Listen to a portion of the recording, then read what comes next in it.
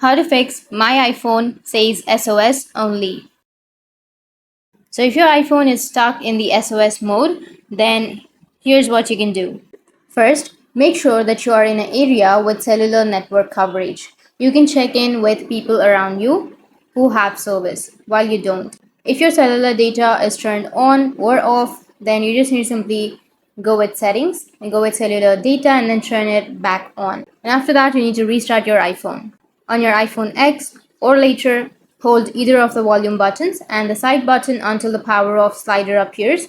Then drag the slider, wait for 30 seconds, and then press and hold on to the side button to turn your iPhone back on. If you have older iPhone model, you can go with your own preferred setting. So the main thing you need to do is just try restarting your iPhone and then turning your cellular data off and on and check for any software updates under your iPhone. Once you go with these, then your problem will be fixed. So that's it, and if you have any questions, feel free to comment below. Thanks for watching.